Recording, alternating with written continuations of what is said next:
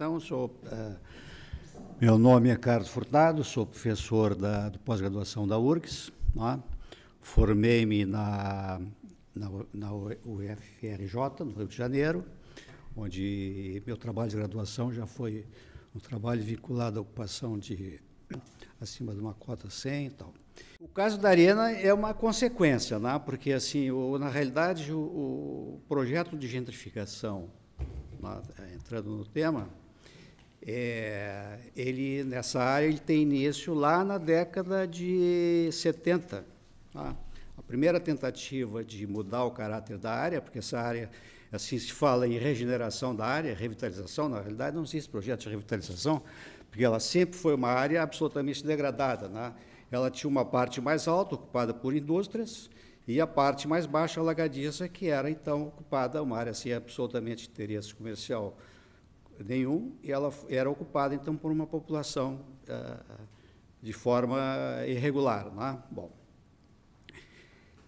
na década de 70, quando havia um afluxo de capital grande, através do Banco Nacional da Habitação, foi a primeira tentativa, então, de mudar o caráter da área, né? Tem um bairro que foi a Vila Farrapos, que era uma vila, foi regularizada. Foram construídos alguns prédios ali de 4, 7, 10 pavimentos, né? Mas isso foi um trabalho que não foi adiante, tendo em vista a quantidade de favelas que era predominante no bairro. Tá? Bom, esses prédios eles foram construídos para a classe média, porque, assim, qualquer projeto de gentrificação não se consegue ter uma diferenciação muito grande de classes sociais no Brasil. Eu acho que uma coisa importante a gente falar, assim, depois nós vamos tocar nisso.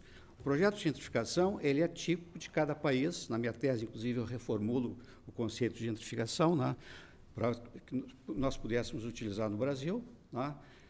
Mesmo no Brasil, nós temos casos muito atípicos. O Rio de Janeiro é completamente diferente de Porto Alegre, como é diferente de São Paulo.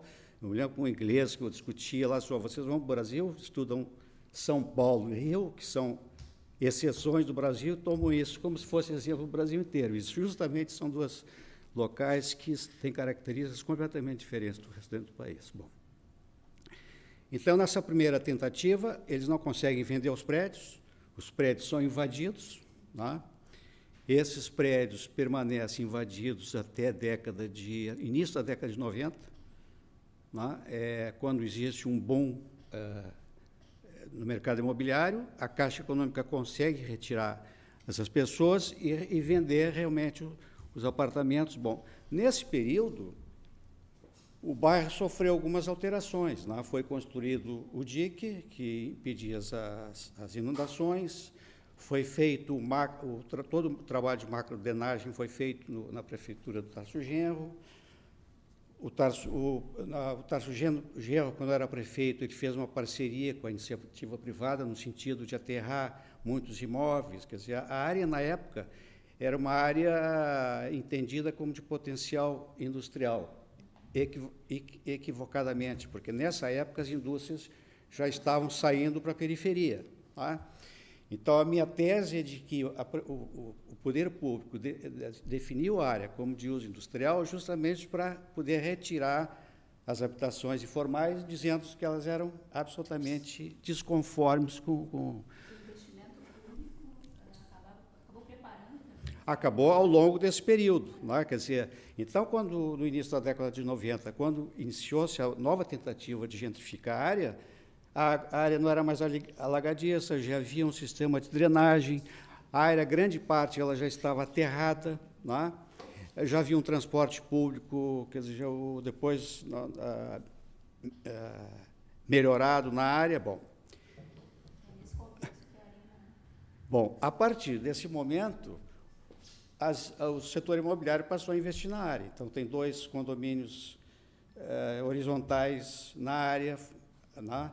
O Parque Mascarenhas de Moraes passou a ter investimentos, teve o DC Navegantes, foi para essa área, é um ponto importante, quer dizer.